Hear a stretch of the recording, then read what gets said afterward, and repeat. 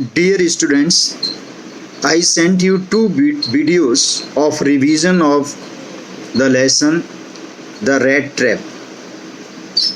Flamingo, it is the fourth chapter of Flamingo, and hope you must have understood its story, because to understand the summary of the whole chapter is very essential, and without it you cannot write its question answers and you cannot understand the lesson also. So yesterday I was discussing about the rat trap vagabond, the peddler who had taken shelter in the iron mill. In front of the fire he took rest, and in the meantime the owner of that iron mill, he reaches over there, वो वहाँ आ जाता, and he was retired army officer. जब उसने इसको लेटा हुआ देखा stranger को रात में, हैट लगाए हुए था, तो उसने he wanted to know who this stranger is. जैसे ही हैट हटा के वो देखता है, तो by mistake he thought him his old comrade, old friend, जो आर्मी में था, रेजिमेंट में उसके साथ, तो वो समझता है कि वो है.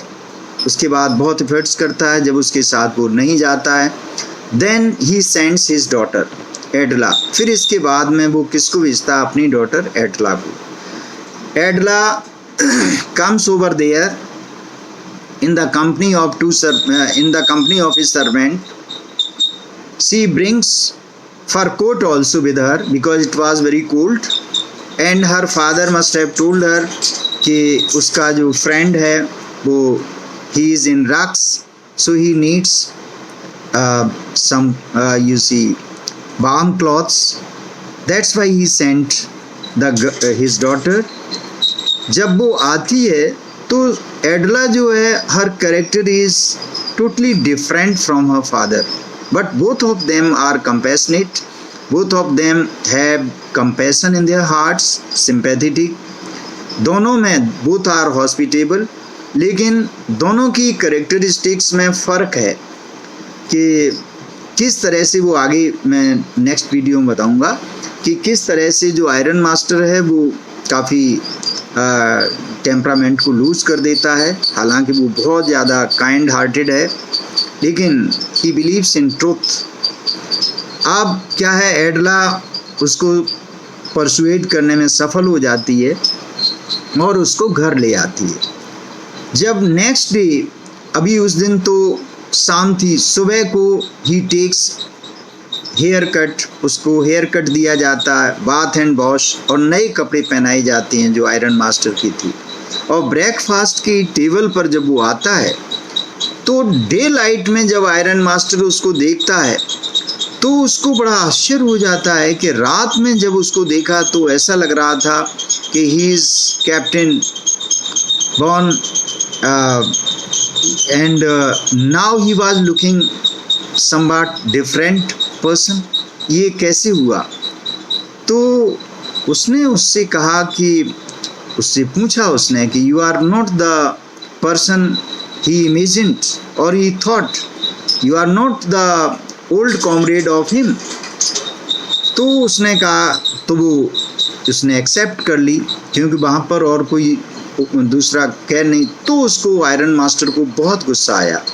उसने कहा कि जब नाइट में मैंने तुमसे एड्रेस किया तो you should have disclosed your identity, तो तुम्हें अपनी आइडेंटिटी बता देनी चाहिए थी कि you are not my old friend, you are not the officer in army, you should have told it.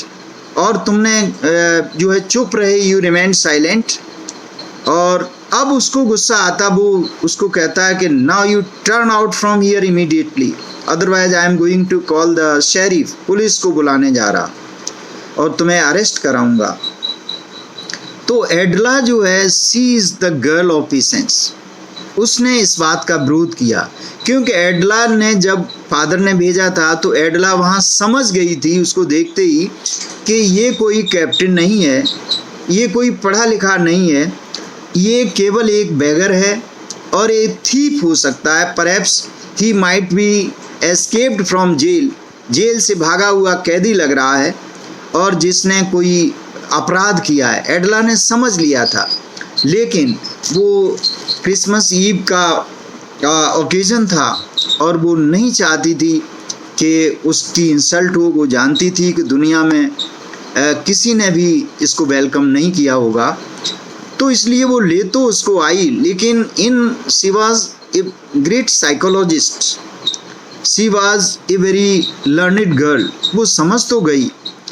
और जब फादर ने कहा कि he must get out from there and otherwise he is going to call the police to arrest him, तो उसने इस बात का अपोज किया और वो बोली कि एक बार आपने किसी को अपने घर में इनवाइट किया है, भले ही वो दुश्मन हो, कोई भी हो, लेकिन इस तरह से उसको बेइज्जत करके वापस, और वो भी क्रिसमस के ओकेजन पर वापस भेजना, that will not be right. Hope you understood it.